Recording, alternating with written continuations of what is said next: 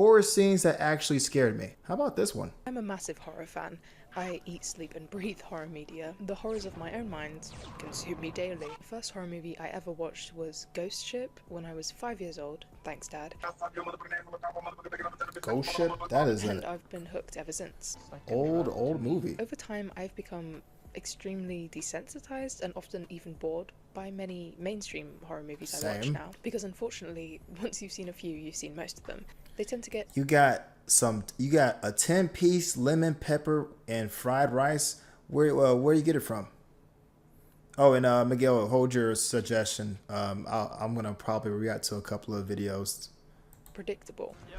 Pathetically predictable. I'm looking at you. but I'll get corporate to yours. franchise. I mean, I've seen characters get possessed, sliced in half, haunted, stalked, cursed, eaten, resurrected, turned into a walrus, the whole lot. And nothing really Bro, hits that movie was so crazy. haunted, stalked, cursed, eaten, resurrected, turned. Have y'all seen this movie called Tusk? This movie was so ridiculous. It wasn't even scary, but it was just like disgusting. Like, this guy had the worst luck, but like, honestly, it was like kind of, I wouldn't say he deserved this, but it was like you gotta vet these people that you're trying to. He was trying to interview people for his podcast, and he went to this guy's house, and this guy was deranged, and he turned him into a fucking walrus. I was like, damn. Into a walrus, the whole lot. And nothing really hits anymore. But every now and then there will be something, a diamond among coal, if you will, that truly shivers my timbers. Something that gets my knees a knocking, and I have to turn on the light or it ends up playing on my mind on repeat for weeks to come. Yep, it was nasty. This place is called Food to Go. It's a Chinese spot. And yeah, I heard about it. That sounds good. Green Goblin was vile for almost blowing away Aunt May. Yep. So today I'm going to share with you a few of those scenes that genuinely scared me. And obviously major spoilers for all these movies, you have been warned. Skinamarink. Skinamarink is a very divisive movie that came out in 2022, and the plot is still up for debate, I suppose. Everyone has a different take on what is truly going on in Here on This Day, but the basic synopsis is two young siblings, Kevin and Kaylee, wake up one night to find their parents missing and all the windows and doors in the house are gone. What follows, I couldn't even really tell you, to be honest, but it's 100 minutes of grainy, low-lit footage of walls, ceilings, carpets, toys, and barely audible whispering. And somehow, it's one of the most terrifying things I've ever watched. And that genuinely makes me mad. Like, I was so angry after watching it that I was so unnerved because not much happened at all. The jump scares were kind of cheap because the movie was so quiet, and then they play the loudest microphone peaking shriek that you've ever heard in your entire life.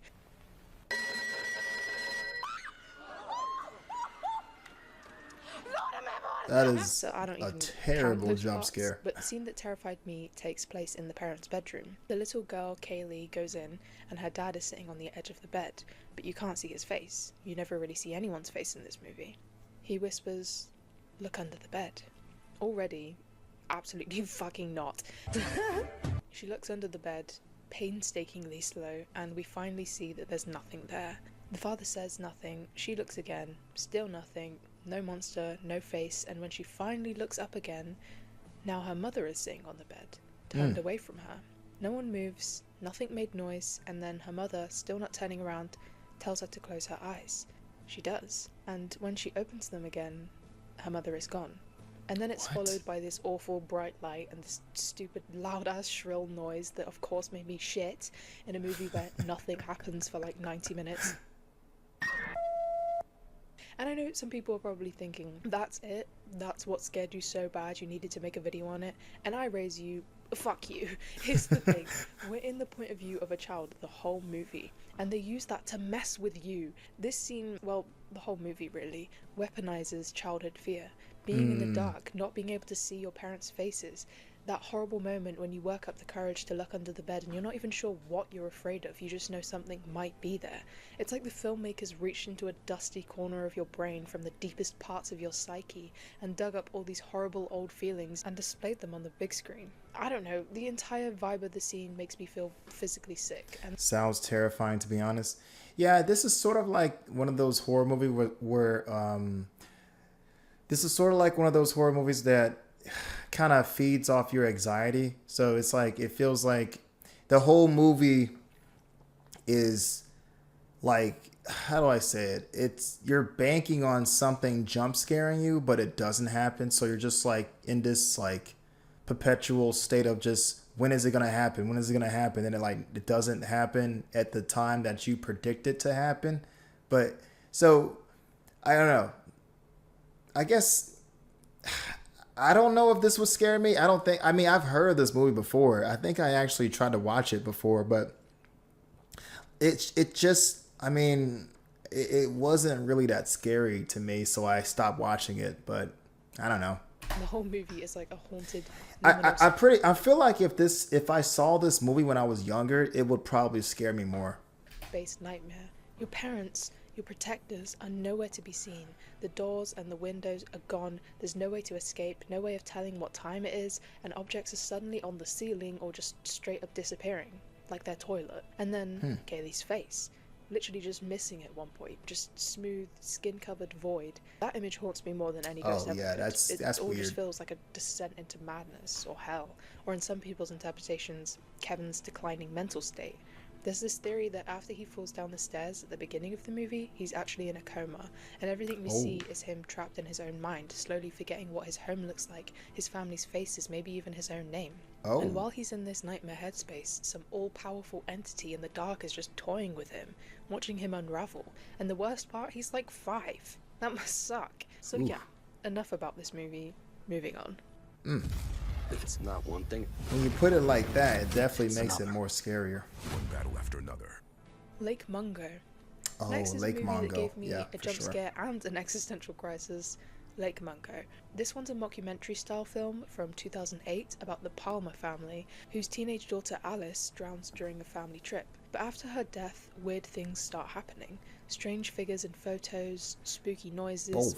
mysterious bruises, and her family becomes convinced that Alice is haunting them. Now, I'm pretty convinced they were inspired by Twin Peaks here, like Palmer family, mysterious, troubled teenage girl with a tragic secret life, surrounded by layers of sadness and the unbearable weight of not being able to save her. It's very Laura Palmer. The scariest scene by far is Have when y'all the seen family this? digs up Alice's mobile phone from under a tree where she buried it during a school trip to Lake Mungo, and on it there's this grainy video. We watched as Alice walks along the shoreline in the dark, and off in the distance, barely visible, is someone standing there. And as the camera gets closer, we realise that it's Alice, Oh, but right. not a live Alice. This version has a bloated, corpse-like face, just like when her body was found. Ooh. The footage freezes on it while her dad's voice plays in the background, and then BAM! It lurches forward with this horrible shriek and jump scare that made my entire soul evacuate my body. But it's not just the scare. What really got me was the sinking feeling in my chest, the realization that Alice was doomed, that she somehow knew she was going to die, that she had these visions of drowning, of being dead, of her mother not being able to help her, months before it even happened. And worst of all, she couldn't stop it. She literally came face to face with her own future corpse. Like, what do you even do with that? The movie plays with the That's idea that time definitely is non-linear, interesting. that some events ripple forward or backward, or even occur simultaneously with what you perceive as the present, and Alice's fate was sealed no matter what. She knew something awful had happened or was going to happen, and it was just inching closer and closer, and there's something so deeply upsetting about that. So yeah, the jump scare made me scream, but it was that dread, that awful inevitability that made me sit there after the credits rolled with a weird pit in my stomach. Knowing something is going to happen and not being able to do anything about it is pretty terrifying, if you ask me. Kind of reminds me of like Final Destination, where like, I'm sure a lot of you have seen that movie, but they kind of like are fighting, they're trying to fight death, and most of the people in that movie are unsuccessful. But they know it's gonna happen, but they're trying to like prevent it, you know? So that, I don't know. I guess this is the same kind of concept, sort of. I think the most scariest movie I've ever watched is The Exorcist. I'm sitting here trying to think about what's the most scariest movie to me. I can tell you what movie scared me when I was young, though. The Shining. The Shining was terrifying. I couldn't sleep for days. I remember going over to my grandma's house. I guess one time we were like visiting her. And mind you, my grandma stays in kind of like... She stayed at the time, she stayed in this... this... It wasn't a very... It was a pretty... Actually, no, it was a pretty big home. But it was an older home. So it had a lot of like, creaks and stuff. And, every time you walked, the floor kind of like creaked. And like, doors were kind of old. And, there was like old paintings on the wall. This house, I swear to God, it looked terrifying at night. And I was so young. I was like, what, like maybe 13, 14. I was like terrified to get up to use the bathroom at night because I was like, yo, it feels like somebody is watching me in this house. But I was already in a scary ass house to me. And then I had already watched like a scary ass movie. So I was like fucking terrified. American Horror Story Murder House. Next is from American Horror Story Murder House. If you were a weird teenager on Tumblr in the early to mid 2010s, this show definitely had a chokehold. I never watched American Horror Story. Eight-legged freak scared me shitless as a child. I remember that movie. The OG Exorcist, though, I couldn't sleep for weeks, and every time I closed my eyes, I kept thinking thinking little girl with the white dress was going to be there in my bed. Grandma's house is always like that. I thought it was just me.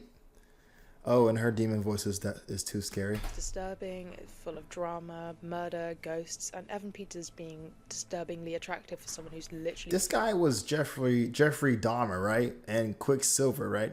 Playing a school shooter.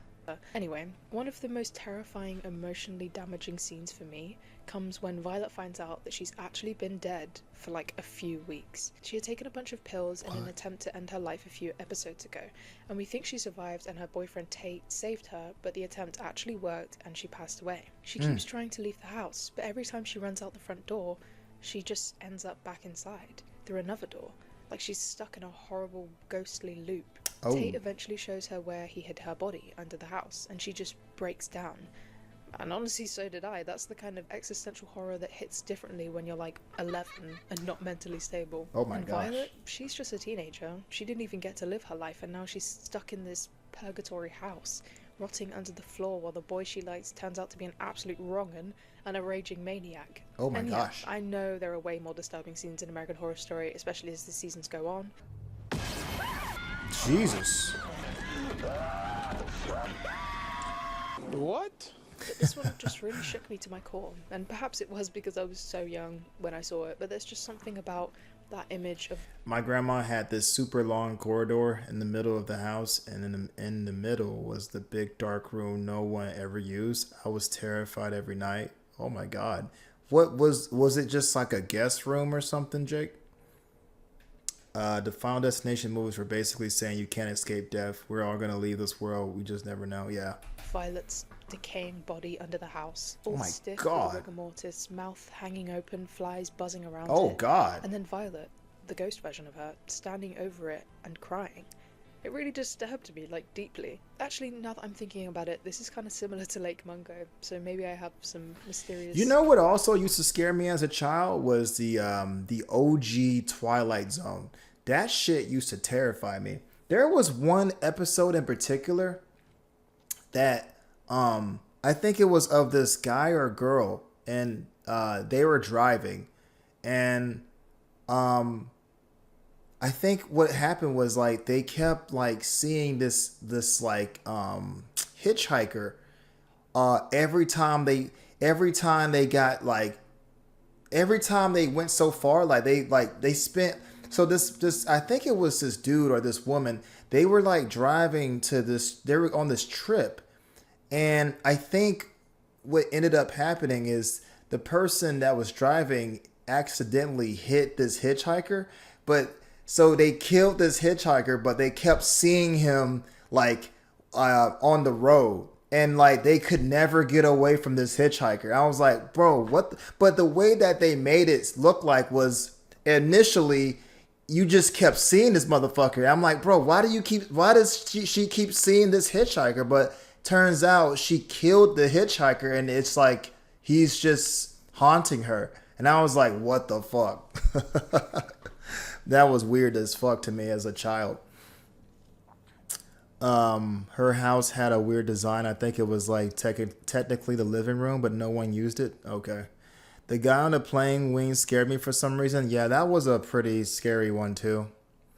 The log scene in the freeway kind of traumatized me though. Yeah, dude. That log, dude.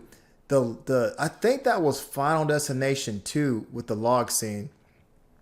That movie scared an entire generation. Us millennials, man, we have been traumatized. I, to this day, cannot drive behind a truck carrying logs for fear that shit might happen to me. Unresolved issues. I was literally talking about that with my coworkers a couple nights I ago. think it's the concept of seeing your own corpse that frightens me most. Like, you're face to face with your own mortality. That's not supposed to happen. I don't know if the brain is built to process that. So, yeah, it's tragic, it's gross, it's terrifying, and it's stayed with me for years. Honourable mentions. Okay, so before I talk about the last one that scared me, these next two are the short honourable mentions. They didn't leave me with a lingering sense of dread or questioning reality or turning on every light in my house like some of the others did. I'm having a panic attack right now. I need to calm the fuck down. But they definitely did briefly freak me out in the moment, and I suppose that's worth something. Possum.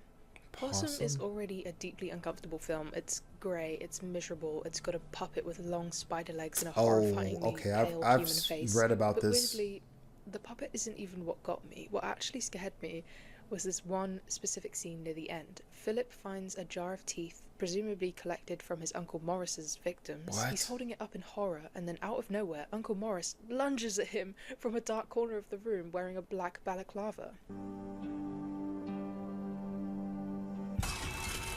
Oh, fuck.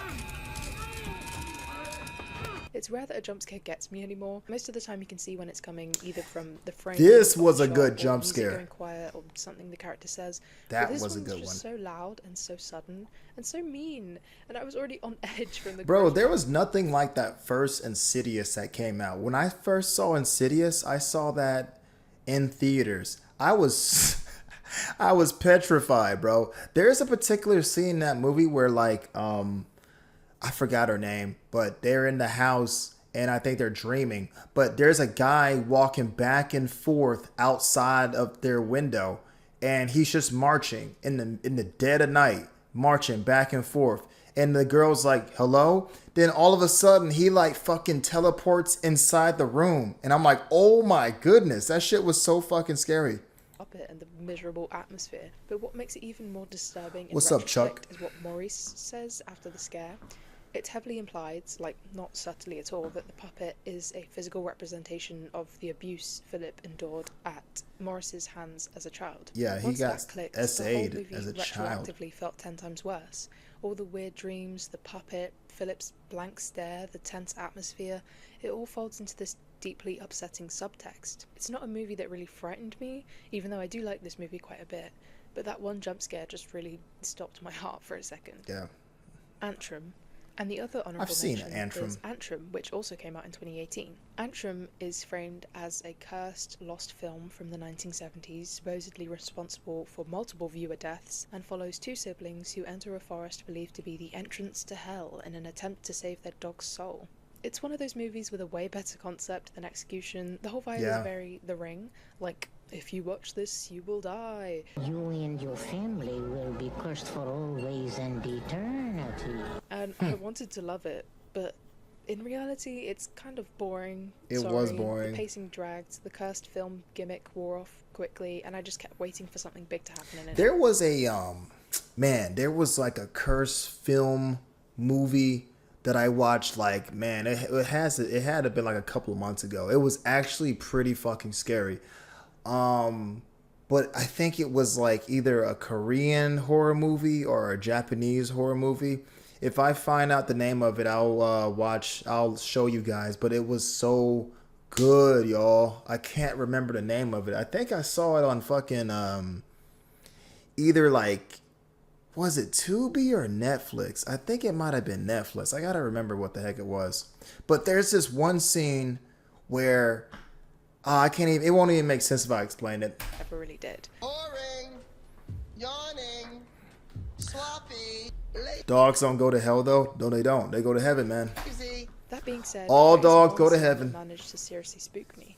It's when this creepy, demonic-looking creature stares directly at the audience for like 20 whole seconds, doesn't move, doesn't speak, just watches, and it's very uncomfortable. It's not even a jump scare. It's just this unbearable stillness. Why are you showing us Like this? something is trying to crawl into your brain through your eyes. I remember literally shifting in my seat and wanting to look away, and for a movie I was otherwise pretty checked out of, that's saying something.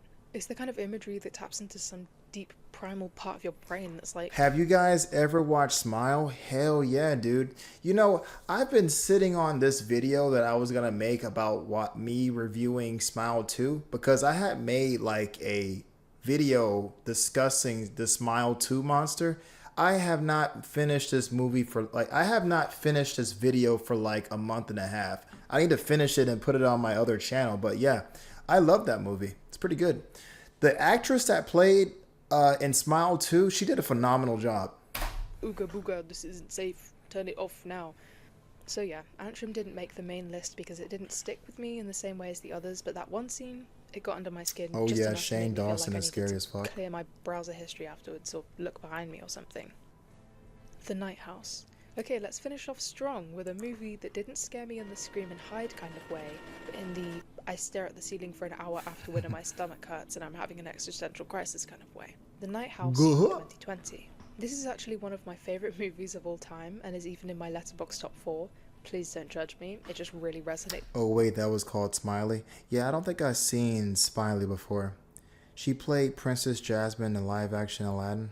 with me. This one follows Beth, a recently widowed woman who's trying to process her husband's unexpected suicide. She's grieving, she's alone in this big spooky lakeside house that he built, and then weird things start happening. Shadows move, music plays by itself, there are footprints on the dock, you know, the usual. But what really makes this movie hit different is when Beth finds out that the presence haunting her might not be her husband at all, but something darker, something that's always been around her. It turns out that after she briefly died as a teenager in a car accident, something followed her back. When her husband Owen had asked her what she saw when she died, she said nothing, which she did not usually tell people as she didn't want to disappoint them. Owen did not believe her and instead chose to think of something beautiful and peaceful in the afterlife. But then after he passed, she was left with his note that read, "You were right, there is nothing, nothing is after you, you're safe now." At first, Beth is terrified. I mean, fair enough, there's clearly something in the house. But then she starts to feel hopeful.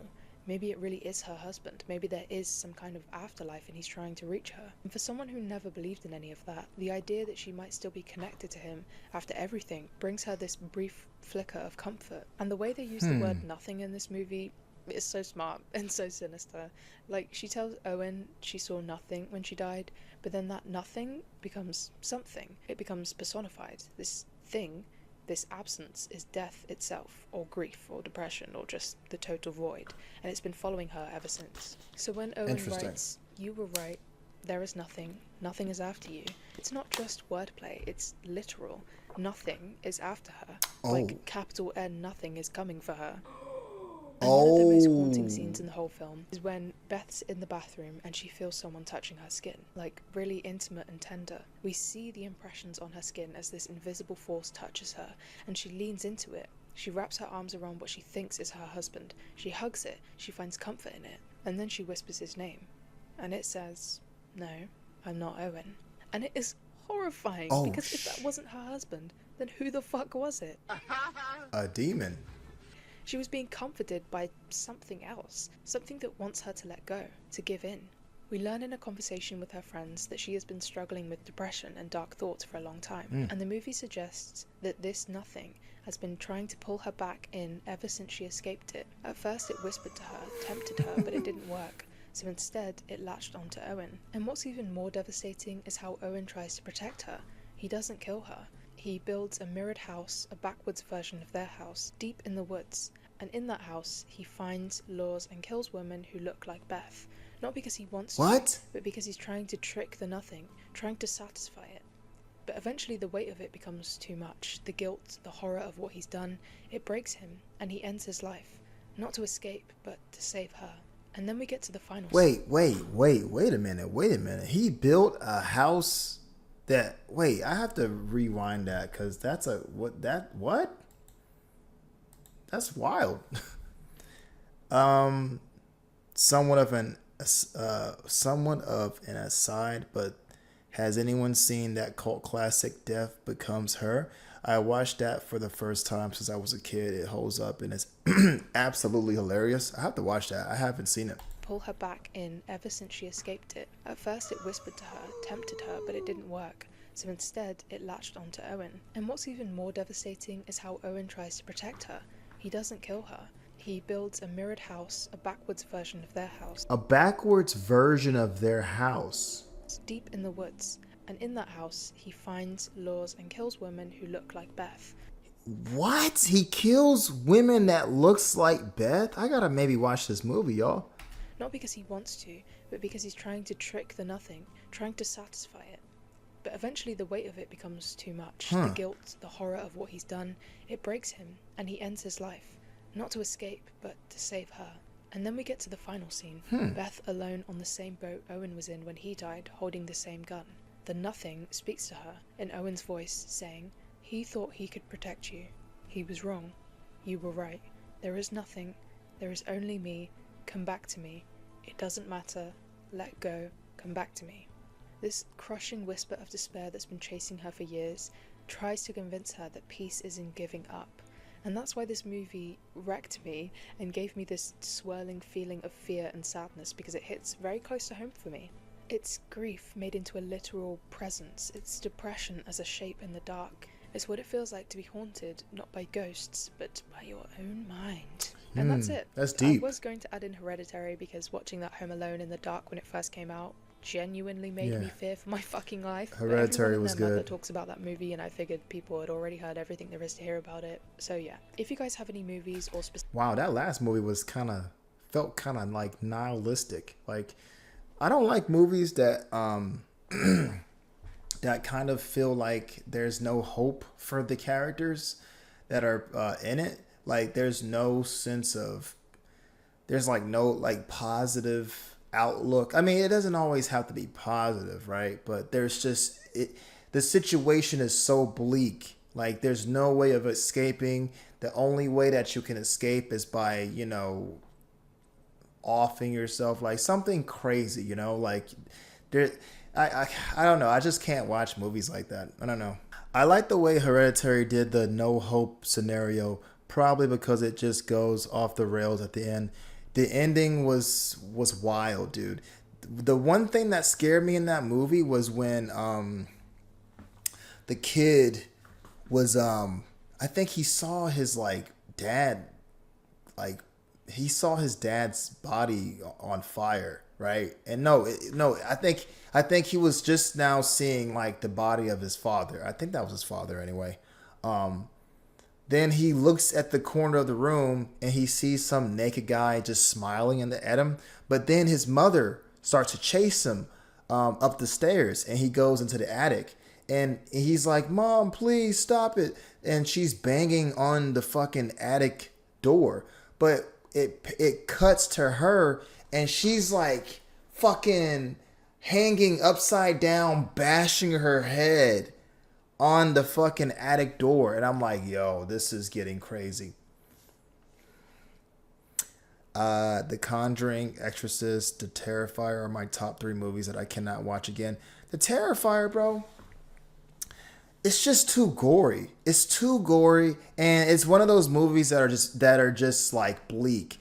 Every single and I was trying to watch The Terrifier 3 last night. Actually, I can't stand. I think her name is. I don't think her name is. I forgot the main character's name, but her brother was pissing me off Because in Terrifier 2, he was trying to get everybody to understand, like, hey, Art the Clown's back. He's coming. You have to believe me. And nobody believed him. But now in Terrifier 3, his sister is saying that she saw Art the Clown in the mall. And now the little brother is like, you just need to move on. Forget about Art the Clown. I don't really believe you. I'm like, bitch.